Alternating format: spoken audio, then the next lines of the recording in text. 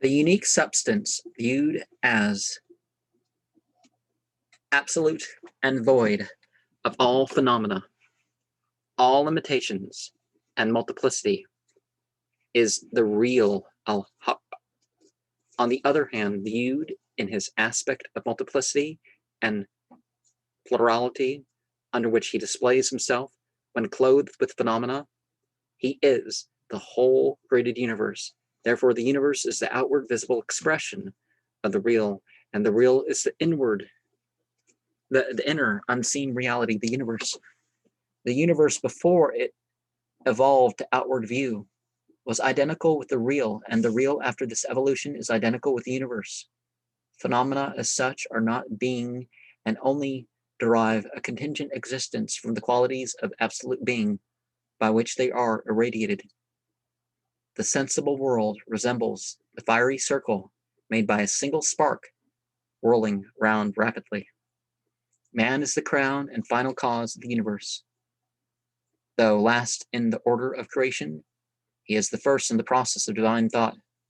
For the essential part of him is the primal intelligence, or universal reason, which emanates immediately from the Godhead. This corresponds to the Logos, the animating principle of all things, and is identified with the Prophet Muhammad. An interesting parallel might be drawn here between the Christian and Sufi doctrines. The same expressions are applied to the founder of Islam, which are used by St. John, St. Paul, and later mystical theologians concerning Christ. Thus, Muhammad is called the light of God. He is said to have existed before the creation of the world. He is adored as the source of all life, actual and possible. He is the perfect man, perfecting, or like it, but we're listing some Sufi exaggerations of him being the source of life and light, and rather than being a Lucifer character or something. In whom all the divine attributes are manifested. And the Sufi tradition ascribes to him the saying, "He that hath seen me hath seen Allah." I'm not sure which Sufi tradition says that, but in the Muslim scheme, however, the Logos doctrine applies a subordinate place, as it obviously must when the whole duty of man is believed to consist in realizing the unity of God, and the word being the action. So somebody who embodies the word is still a result of an action, so therefore not the first cause.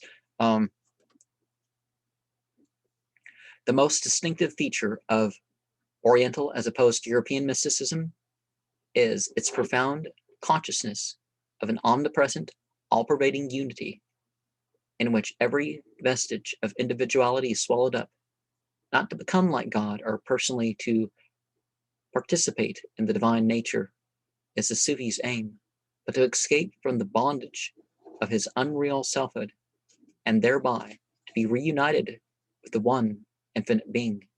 According to Jami, unification consists in making the heart single, that is, in purifying and divesting of attachment to aught except God, both in respect of desire and will, and also as regards to knowledge and gnosis.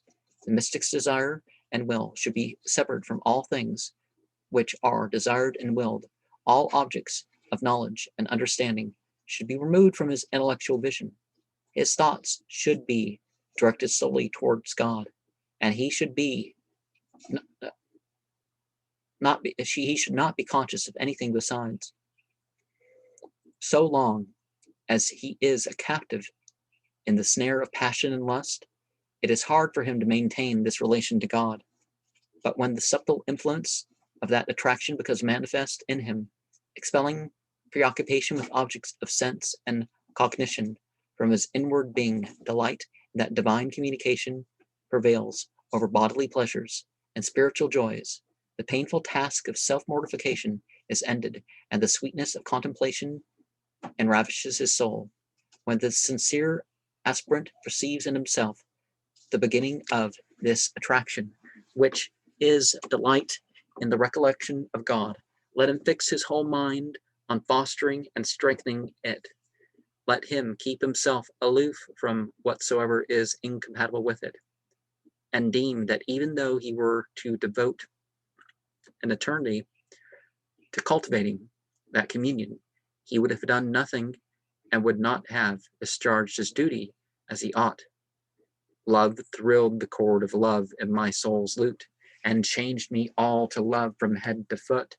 'Twas but a moment's touch, yet shall time ever to me the debt of thanksgiving impute. It is an axiom of the Sufis that what is not in a man he cannot know. The Gnostic man par excellence could not know God and all the mysteries of the universe unless he found them in himself. He is the microcosm, a copy made in the image of God, the eye of the world whereby God sees his own works. In knowing himself as he really is, he knows God, and he knows himself through God, who is nearer to everything than its knowledge of itself. Knowledge of God precedes and is the cause of self-knowledge. Gnosis, then, is unification, realization of the fact that the appearance of otherness beside oneness is a false and deluding dream. Gnosis lays this specter which haunts unenlightened men all their lives, which rises like a wall of utter darkness between them and God. Gnosis proclaims that I is a figure of speech, and that one cannot truly refer any will, feeling, thought, or action to oneself. Nefari heard the divine voice saying to him, when thou regardest thyself as existent, and dost not regard me as the cause of thy existence, I veil my face, and thine own face appears to thee. Therefore consider what is displayed to thee and what is hidden from thee. If a man regards himself as existing through God, that which is of God in him predominates over the phenomenal element and makes it pass away, so that he sees nothing but God. If on the contrary he regards himself as having an independent existence, his unreal egotism is displayed to him, and the reality of God becomes hidden from him. And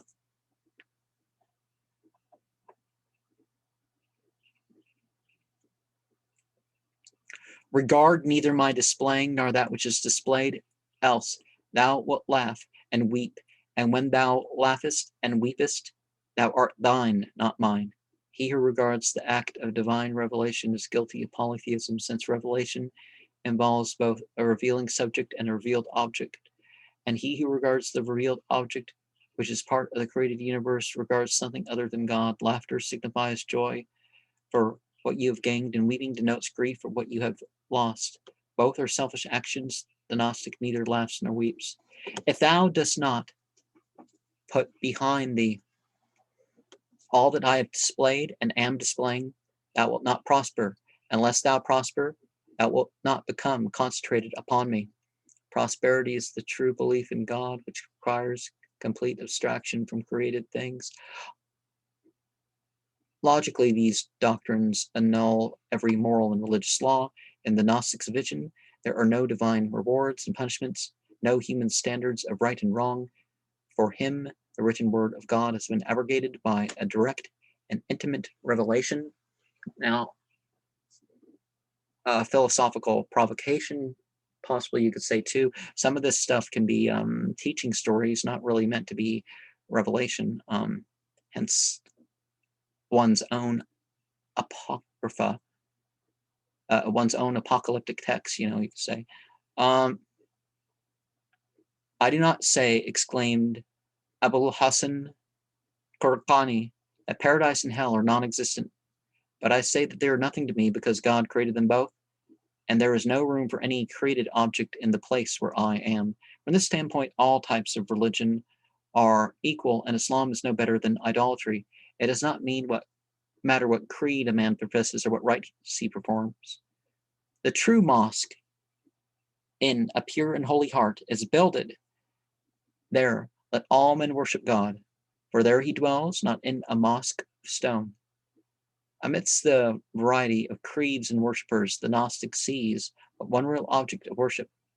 Those who adore God in the sun, says Ibn Arabi, behold the sun, and those who adore him in living things see a living thing, and those who adore him in lifeless things see a lifeless thing, and those who adore him as a being unique and unparalleled see that which has no like. Do not attach yourself, he continues, to any particular creed exclusively, so that you disbelieve in all the rest otherwise. You will lose much good, nay, you will fail to recognize the real truth of the matter. God, the omnipresent and omnipotent, is not limited by any one creed, for he says in Al-Quran 209, wheresoever ye turn, there's the face of Allah. Everyone praises what he believes.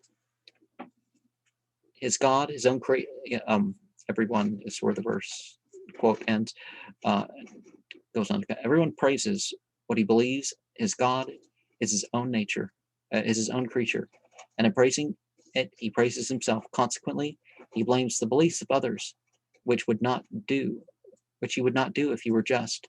But his dislike is based on ignorance. If he knew Junaid's saying, the water takes its color from the vessel containing it, he would not interfere with other men's beliefs, but would perceive God in every form of belief. And Hafiz sings more in the spirit of the free thinker, perhaps, than of the mystic.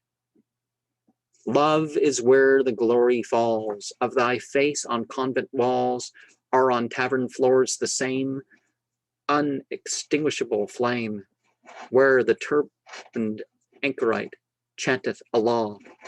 Day and night, church bells ring the call to prayer, and the cross of Christ is there. Sufism may join hands with free thought. It has often done so, but hardly ever with sectarianism. This explains why